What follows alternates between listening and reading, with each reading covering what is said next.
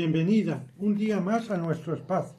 Protagonistas en Onda de Radio Onda Expansión, de Aspaces, Cáceres, sede Trujillo. Hoy tenemos con nosotros a una invitada de lujo, una mujer que nos ayuda a entender mejor el mundo, que nos rodea desde el cielo hasta la tierra. Y nunca mejor dicho, es física meteoróloga, divulgadora científica y además una gran comunicadora. La habéis visto en televisión, en el programa Aquí la Tierra Televisión, leído en medios como El País o escuchando en la radio. También en trabajadora del Pacto Climático Europeo y autora del libro Cambio Climático para principiantes. Hoy viene a compartir con nosotros su conocimiento sobre el clima, la meteorología y la importancia de la divulgación científica. Demos la bienvenida a Isabel Moreno. Hola, ¿qué tal? Estoy contentísima de estar aquí, muchísima ilusión además. Llevo sin hacer entrevistas un montón de tiempo, a ver cómo me sale. ¿Qué te motivó a estudiar física, especializarse en meteorología y geofísica? Pues mira, yo tuve clarísimo durante toda mi vida que quería estudiar física, pero que yo quería ser astronauta. Entonces, como yo quería ser astronauta, me informé sobre qué había que estudiar para ser astronauta y me dijeron que física. Entonces yo dije, pues estudio física. Lo que pasa es que según fueron pasando los años, me di cuenta de que tenía vértigo. Entonces no quería estar en las alturas, pero puedo estudiar las estrellas desde el suelo. Y dije, pues estudio astronomía, que seguía siendo física. Y cuando me metí en física, me di cuenta de que la astronomía no me gustaba como yo creía que me gustaba. Para estudiar astronomía se utiliza un lenguaje que a mí me pareció muy complicado, los entresijos no me terminaron de gustar demasiado, y en ese momento descubrí los entresijos del clima de la Tierra, sobre todo el cambio climático. O sea, no me podía creer que nuestra especie estuviese cambiando el clima como lo está haciendo, entonces me enamoré de la ciencia del clima. Desde 2016 has trabajado como meteoróloga y de presentadora en diversos medios. ¿Cómo ha sido tu experiencia en este ámbito y desafíos a enfrentar? Pues fíjate, yo ya desde tercero de carrera o así, tuve claro no solamente que quería dedicarme a estudiar la ciencia de la atmósfera, sino a contarla. Entonces siempre tuve muy claro que yo quería dedicarme a los medios de comunicación y me dediqué casi de completo a estudiar comunicación, cómo expresarme, cómo contar el tiempo, etcétera. Y la verdad es que toda mi experiencia laboral ha estado relacionada con la comunicación tanto del tiempo como del clima. Y la verdad es que he aprendido muchísimo durante todos estos años. Al principio me costaba muchísimo, porque además yo soy una persona que se exige muchísimo a sí misma y al principio lo pasaba muy mal, porque no era capaz de verme, bueno, sí ser capaz de verme, la verdad, pero como que todo lo que hacía me parecía mal y en ese aspecto lo he tenido que trabajar muchísimo. Entonces el primer desafío al que me he enfrentado ha sido ese, yo misma, el decir, vale, pues lo haces así y punto. Y tienes que aprender que según vaya pasando el tiempo, pues lo irás haciendo mejor. Pero sobre todo, a medida que han pasado los años, me he ido enfrentando a otros desafíos, porque no solamente me juzgaba yo misma, sino el hecho de tener tanta exposición y de salir en la tele hace que te juzguen los demás. Y es posible que haya mucha gente que te empiece a criticar, pero que te empiece a criticar por la ropa que llevas, por si tienes las piernas más o menos gordas, como si eso influyese en las cosas que estás contando. Entonces también he tenido que aprender a dejar esos comentarios a un lado, pero luego tuve otro desafío más grande, que es el que estoy enfrentando ahora mismo, que es tener que enfrentarme a mensajes que niegan la ciencia de la que te hablo. Mensajes que niegan el cambio climático y mensajes que han ido un paso más allá, que no solamente niegan el cambio climático, sino que llegan a insultar y amenazarme de muerte en algunos casos, que dices, pero vamos, pero ¿en qué momento? Entonces esos son como los grandes desafíos a los que me he enfrentado y me sigo enfrentando a día de hoy. Cuéntanos un poco más cómo es tu trabajo. Tenemos curiosidad para saber cómo determináis el tiempo que va a hacer. Podría ser tan fácil como mirar al cielo, ¿no? Y decir, bueno, pues hay nubes, pues va a llover, o meternos directamente en la aplicación del tiempo, en la web de AEMET y leer lo que dice. Pero no, los que nos dedicamos a hablar del tiempo, hacemos un trabajo muy intenso antes de salir en pantalla o en la radio contando el tiempo que vamos a hacer. Lo primero que hacemos es ver el tiempo que hace, pero no asomándonos por la ventana, bueno, también eso, ¿no? También eso es importante, sino a través de páginas web que nos enseñan cómo está el cielo a través de satélites o nos muestran dónde está lloviendo con una herramienta que llamamos radar meteorológico. Bueno, que utilizamos herramientas para ver qué tiempo está haciendo y luego miramos modelos meteorológicos para ver qué tiempo puede hacer. Entonces, hacemos nuestras propias previsiones. Y yo en mi caso, luego cada maestrillo tiene su librillo, pero yo lo que hago es que me escribo la previsión. ¿Y por qué me escribo la previsión? Porque de esa manera la organizo mejor en mi cabeza.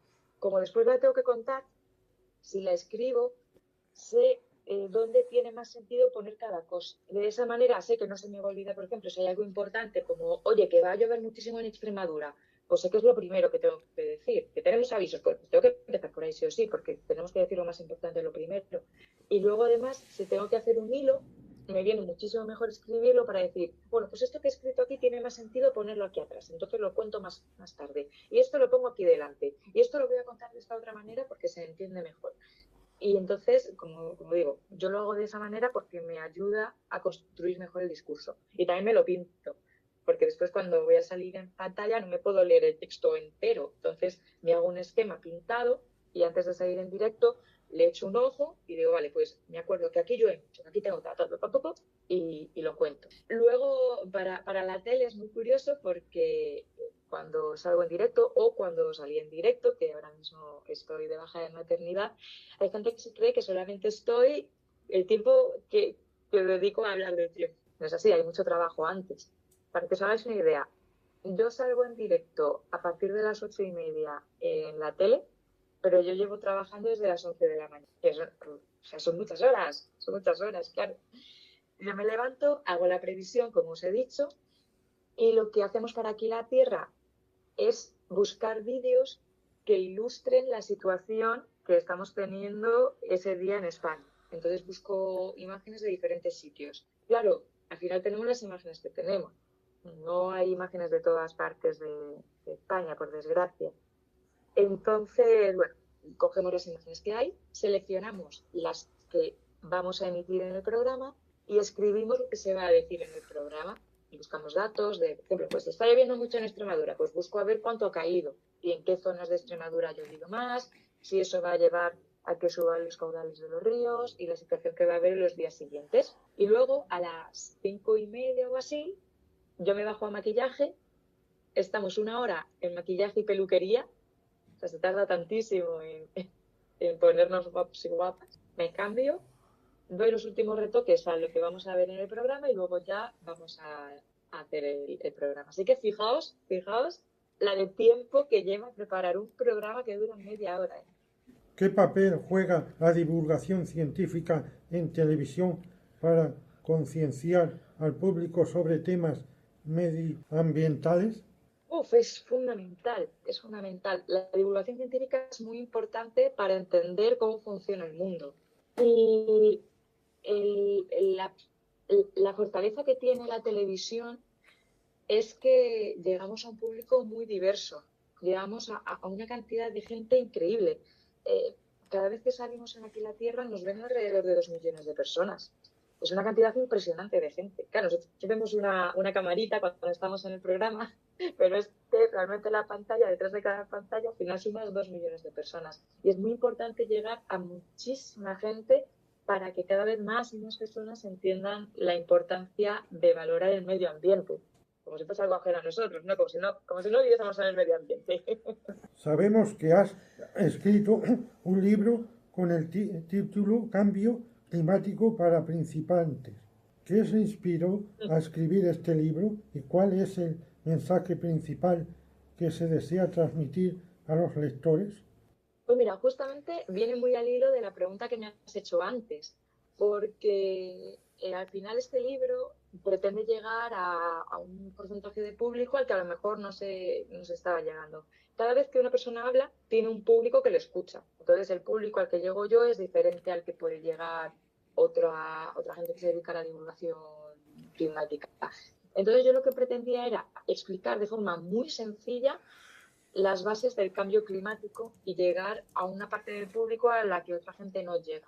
En este aspecto, hay personas que, por ejemplo, el divulgador Andreu Escrivá, que definen este problema como si necesitásemos un auténtico ejército comunicando cambio climático para llegar a todo el mundo. Entonces, tenemos que hacer muchos libros y explicar las cosas de mil maneras diferentes para que sea todo el mundo el que conozca cómo funciona el sistema climático, los problemas a los que nos enfrentamos y sobre todo las soluciones que podemos aportar cada cual desde nuestra parcela para hacer que el mundo sea aún mejor. El libro también destaca la importancia de las decisiones actuales para el futuro del planeta. ¿Qué acciones consideras esenciales para mitigar el cambio climático? Es que hay tantas acciones y yo creo que la idea que nos tiene que quedar en la cabeza, por muy duro que suene y por mucho que duela, es que siempre podemos hacer un poquito más de lo que creemos que podemos hacer. Una de las ideas más difundidas y que más personas tenemos en la mente es que el reciclaje es algo muy importante, que lo es, pero hay personas que llegan a creer que simplemente reciclando estamos haciendo nuestra parte. Y me temo que eso no es así. Reciclar es muy importante, por supuesto que sí, sobre todo a nivel ambiental, pero a nivel climático es una de las acciones que menos impacto tienen. Hay otras acciones que tienen un impacto muchísimo mayor, como la alimentación, por ejemplo, evitar el desperdicio alimentario. Yo creíais que iba a decir lo de la carne, que también lo voy a decir, pero lo del desperdicio alimentario también es muy, muy importante porque desperdiciamos un montón de comida. Hay un montón de comida que termina yéndose a la basura. Y eso es un impacto ambiental, un impacto en emisiones de CO2 y de otros gases que podemos evitarnos si planificamos bien nuestra alimentación. O también tenemos a nivel individual una huella muy importante en el transporte. Claro, aquí abrimos un melón importante, porque muchas veces que nosotros nos desplazamos en la forma en la que podemos. Si yo vivo en un pueblo, como puede ser, por ejemplo, Ibarnando, y para ir a Trujillo solamente puedo ir en coche, pues tengo que ir en coche, no puedo ir andando desde Ibarnando a Trujillo. Bueno, puedo ir andando, pero voy a tardar un montón. O, por ejemplo, si tengo que ir desde Extremadura hasta Madrid, a lo mejor el tren no es la mejor opción, aunque sea el medio en general más eficiente, porque es un tren por el que tardamos un montón, que no es muy eficaz. Y aquí el melón se abre lo siguiente. También tenemos como individuos la capacidad de pedir a los responsables políticos que nos pongan las cosas fáciles. Cada cual al final tiene un rango de acción y tenemos que aprovechar esos márgenes de acción. Evidentemente, quien más pueda hacer, tiene que hacer más. Pero eso no puede hacer que otras personas nos quitemos la pelota de nuestro tejado. No tenemos que decir, por ejemplo, no, como esta empresa emite mucho, yo no voy a hacer mi parte. No, no, no, no, no. Hagamos todos nuestra parte y de esa manera también haremos que todas las palancas se pongan en marcha, todo el sistema gire hacia un futuro mucho más sostenible. Como divulgadora y comunicadora, ¿cómo maneja la desinformación relacionada con el cambio climático en medios y redes sociales? Pues la llevo regular, la verdad. Sobre todo porque ahora mismo estamos en un momento en el que las redes no nos están ayudando a divulgar la ciencia. Estamos en un momento en el que se está dando más altavoz y se ayuda a que se difundan más los mensajes negacionistas y que van en contra de la ciencia o dicen verdades a medias que las verdades de la ciencia. Entonces lo llevo regular. Llevo un tiempo además que me estoy centrando en divulgar sobre ese tipo de desinformación. mostrando dónde están las trampas, por qué las cosas que se están divulgando en algunos casos son mentira, pero como he dicho, al final se hace duro, porque las redes no nos ayudan a que ese mensaje llegue a más gente. Y por si fuera poco, como he dicho al principio de la entrevista, nos estamos enfrentando a que hay personas que divulgan ese tipo de desinformación y encima nos insultan y nos amenazan. Entonces se hace mucho más difícil, porque tienes que divulgar la ciencia, además con tu cara y con tu nombre, y muchas veces sabiendo la gente dónde trabajas. Entonces divulgas con todos tus datos frente a gente que te insulta, que te amenaza, que defiende mensajes que no están basados en la ciencia y tú no sabes quiénes son ellos. ¿Qué consejo le daría a las nuevas generaciones interesadas en la ciencia y la meteorología? Pues te daría tantos consejos. El primer consejo que le daría sería que buskasen información en fuentes fiables y que no desconfíen de las fuentes oficiales, porque si ya tenemos que desconfiar de las fuentes oficiales, pues bueno, pues y vámonos. Y que sobre todo no desesperen, que continúen, que sigan estudiando ciencia y divulgando ciencia y meteorología. Que sigan haciéndolo pese a que el panorama que vemos parezca muy desolador y muy difícil, que continúen haciéndolo. ¿Cuáles son sus próximos proyectos o metas en el cambio de divulgación científica? Pues es que no puedo decirlo. Solamente puedo decir que estéis atentos y atentas, porque habrá novedades cuando vuelva de mi baja de maternidad. Vais a ver cositas. Así que estad atentos. Yo de momento no puedo decir nada. ¿Por qué sale el arcoíris? Pues sale porque interacciona los rayos del sol con las gotitas de la lluvia, pero tiene que estar en una posición determinada para que veamos el arco iris. Lo que hacen las gotitas de la lluvia es separar todos los colores que lleva la luz que nos llega del sol.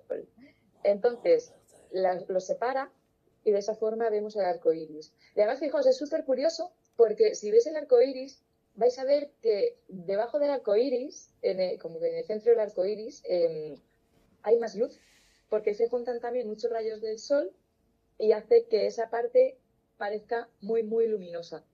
¿Existe arcoíris nocturno? Pues te va a sorprender la respuesta, pero sí, existen arcoíris nocturnos. Claro, la mayor parte de las veces no los vemos porque es de noche, no los ves. Pero claro, al final, fíjate que para hacer un arcoíris necesitas luz y gotitas. Durante el día es más fácil tener los arcoíris porque tienes directamente la luz del sol. Pero es que, claro, por la noche no hay luz directamente del sol. Entonces, cuando la luna está reflejando mucha radiación del sol, cuando está reflejando mucha luz del sol, cuando la tenemos en fase llena, podemos tener arcoíris. En las cascadas puede ocurrir cuando tienes cascadas potentes que dejan ahí como muchas gotitas en el ambiente y tienes la luz que está reflejándose desde la luna llena, puedes ver arcoíris. ¿Por qué se pone el nombre a la borrasca? Pues esto es a nivel comunicativo. Esto es por hacer llegar mejor a la gente que viene una borrasca potente. No se ponen nombres a todas las borrascas, se ponen nombres solo a las borrascas que van a causar un impacto notable en nuestro caso en Portugal, en España, en Francia o en Bélgica o los Países Bajos. Si tenemos una borrasca que va a afectar de forma importante a alguno de estos países, los servicios meteorológicos de estos países dicen, vamos a ponerle nombre porque a mí me viene bien decir a la gente, en vez de, oye, que viene una borrasca potente, decir, oye, que viene Filomena, porque de Filomena nos acordamos todos y todas, la que sí. Por ejemplo, pues allí no nevó, en Extremadura no llegó a nevar, pero por ejemplo en Madrid, en Castilla-La Mancha, esto fue alucinante. Entonces, claro, imaginad lo que hubiese sido comunicar a la gente que viene una situación peligrosa si no tenemos el nombre de esa borrasca. Y lo dicho, solamente se nombran borrascas que pueden tener un alto impacto. Las danas no tienen nombre. son danas. También es una cosa que le estamos dando una vueltecilla a nivel meteorológico, porque claro, cuando tenemos que comunicar, si tenemos una situación que puede ser peligrosa, casi mejor tener un nombre. Nos asustamos más cuando viene algo con nombre propio que cuando viene una borrasca. Pues con estas preguntas curiosas damos por cerrado esta entrevista. Agradecer a Isabel Moreno este ratillo de cultura y aprendizaje sobre la meteorología. Seguimos en el próximo programa de Protagonistas en Onda.